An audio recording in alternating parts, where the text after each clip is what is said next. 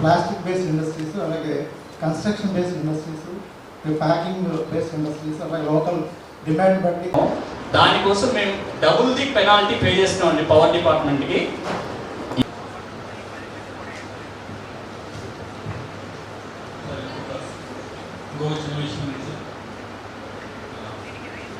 APERC guidelines ప్రకారం season 4 months power 100% of CMD use చేసుకోవచ్చు. సంబంధించి ఇష్యూస్ కూడా చెప్పాల్సిందే ఫైల్ చేసుకుంటే ప్రాసెస్ చేసి వితిన్ 21 days ప్రాసెస్ చేయడం. ఇండస్ట్రీస్ ప్రమోషన్ కమిటీ మీటింగ్ జరుగుతుంది. ఈ మీటింగ్లో ఏవైతే పెండెన్సీ ఉన్నాయో అవన్నీ కూడా రివ్యూ పాలసీ తీసుకురావడం జరిగింది. దాంట్లో ఫ్రీ సైన్ అనేది welcome for all the concern. ఇది మచ్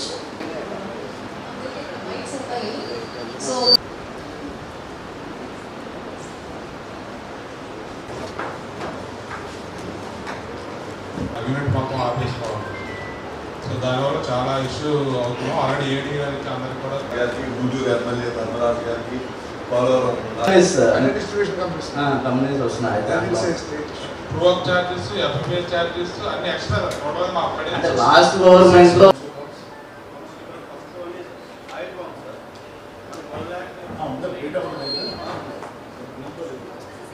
చిత్తలపూడి ఎమ్మెల్యే గారికి ఆహ్వానం పడుతున్నాం.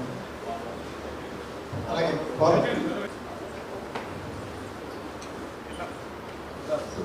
ఇబ్బంది పెట్టే టూల్స్ మాత్రం మనం తగ్గించుకోవాలి. వాళ్ళకి ఏంటంటే ప్రతిదానికి ఇబ్బంది పెట్టే ఆలోచన ఉంటే కొంచెం ఇబ్బంది పడతాం.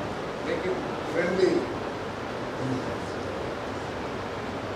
మీరు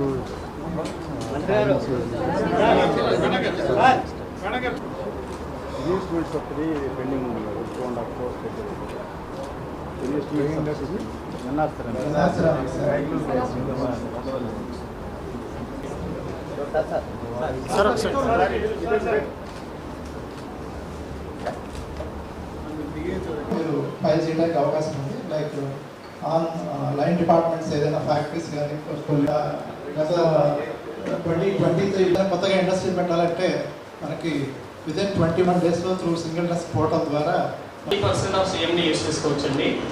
మాది 3 మెగా పవర్ అండి.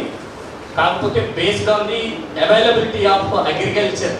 అంటే గతంలో మీరు వాడుకున్న దానికి కూడా ఎక్సెస్ కట్టాలని చెప్పారు. అది వాటిలన్నింటినీ కూడా మనం రెక్టిఫై చేసుకోవచ్చు. మనం మంత్రి దగ్గర గారికి very grateful for all the industries who stood up.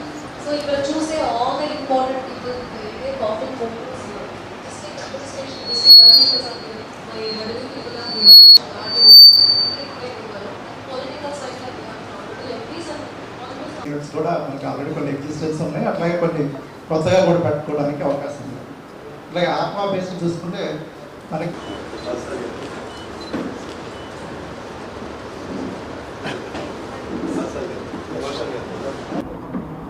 అందరికీ నమస్కారం అండి.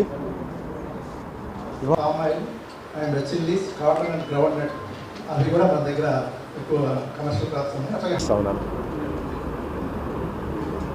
మరి చంద్రబాబు నాయుడు గారు, పవన్ కళ్యాణ్ గారు, లోకేష్ గారి నాయకత్వంలో, మోడీ గారి సహకారంతో ఈ రాష్ట్రాన్ని అభివృద్ధి చేయాలనే కాంక్షతో, ఈ రాష్ట్రానికి, రాష్ట్రంలోని యువతకి మంచి భవిష్యత్తు కల్పించాలనే లక్ష్యంతో చంద్రబాబు నాయుడు గారి ప్రభుత్వం పనిచేస్తున్న విషయం అందరికీ తెలిసిందే. ఒక గ్రహణం తొలగిపోయినట్లు ఈ రాష్ట్రం పట్ల, ఈ రాష్ట్రం సైడు దేశవ్యాప్తంగా పారిశ్రామికవేత్తలు, పెట్టుబడిదారులు అందరూ కూడా చూస్తున్నారని చెప్పేసి మనం చేస్తాము. అది చంద్రబాబు నాయుడు గారికి పారిశ్రామికవేత్తల్లో కానివ్వండి, పెట్టుబడిదారులలో కానివ్వండి ఉన్న నమ్మకం అని చెప్పేసి మీకు మనం చేస్తాను.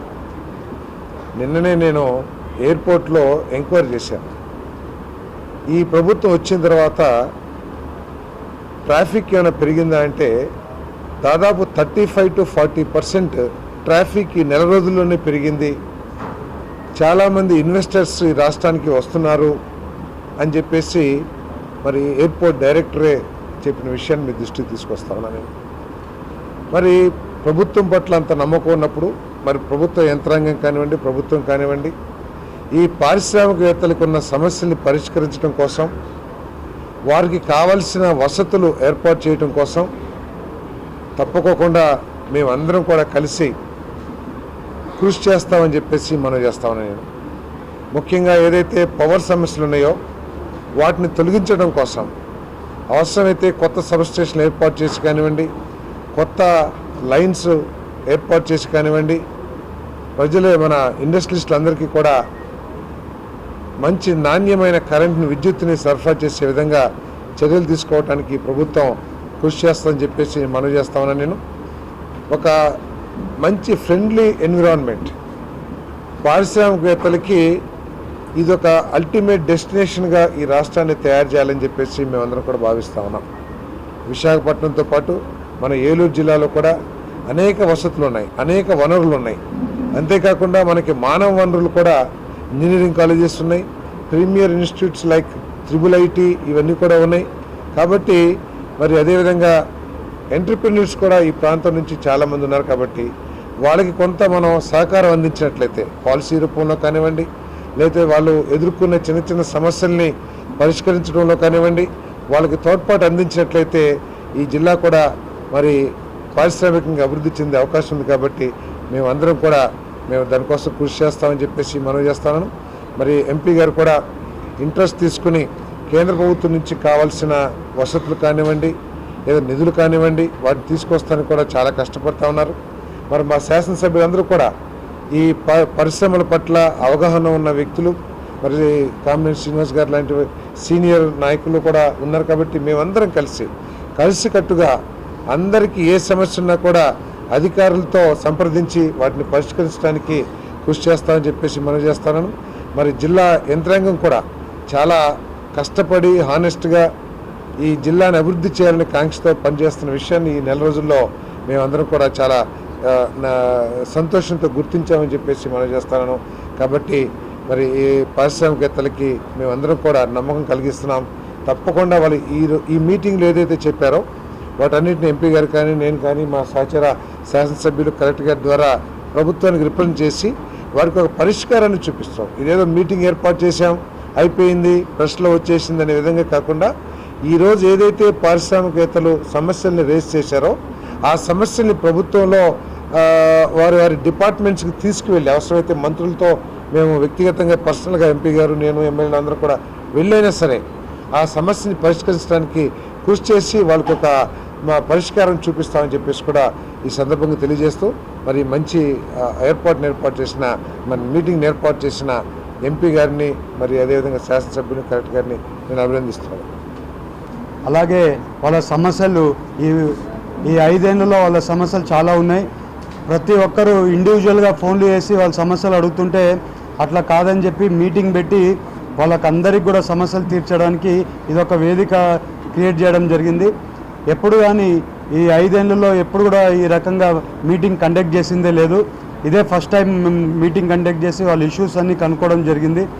అలాగే వాళ్ళు ఇచ్చిన రిప్రజెంటేషన్స్ అయినా కానివ్వండి, వాళ్ళ ప్రాబ్లమ్స్ అయినా కానివ్వండి, ప్రతి ఒక్కటి మినిస్టర్ గారు, నేను, అలాగే మా ఎమ్మెల్యే గారు అందరం కలిపి అది స్టేట్లో డిపార్ట్మెంట్ వైజ్ అది సాల్వ్ చేస్తామని వాళ్ళందరికీ తెలుపుకుంటూ, ఇదేదో ప్రెస్ మీట్ కోసమో లేకుంటే మీడియా కోసమో చేసింది, ప్రింట్ మీడియా కోసమో ఇది కాదు.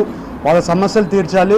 వాళ్ళు తీరిస్తే అంత బయటికి ఒక ఫ్రెండ్లీ ఎన్విరాన్మెంటల్ ఇండస్ట్రియలిస్టులకు వెళ్ళాలి. అలాగే ఏలూరులో ఇండస్ట్రీస్ పెట్టడానికి చాలా వరకు ముందుకు రావాలని దీంతో మనం అంతా కూడా పాజిటివ్గా తీసుకొని పోతున్నాం. అలాగే చాలా ఇండస్ట్రీస్ వాళ్ళు నాతో కలిసి మాట్లాడుతున్నారు. ఇండస్ట్రీస్ని ఇంకా ఏలూరుకి తీసుకొని రావడం ఎంతైనా అవసరం ఉంది. అలాగే ఇక్కడ ఈ 10 కిలోమీటర్ రేడియస్లో కొల్లేరు వల్ల అది రేడియస్ ఒకటి ఉంది, అది తగ్గించి అది కూడా ప్రపోజల్ కలెక్టర్ గారికి చెప్పడం జరిగింది. అది కూడా ప్రపోజల్ స్టేట్ గవర్నమెంట్తో ఉంది. అది కూడా ప్రపోజల్ని ఇది చేయడానికి మాట్లాడతామని మీ అందరికీ తెలుపుకుంటూ, అలాగే ఇండస్ట్రీస్ వాళ్ళందరికీ కూడా ఎవరైనా ఎక్స్పాన్షన్ చేసుకుంటున్నా లేకుంటే కొత్త ఇండస్ట్రీ వాళ్ళకి సంబంధించే ఇండస్ట్రీ ఇంకా కొత్తది పెట్టాలనుకుంటున్నా కూడా మేము అందరం కోఆపరేట్ చేస్తామని మీ అందరికీ తెలుపుకుంటూ అందరికీ నమస్కారం.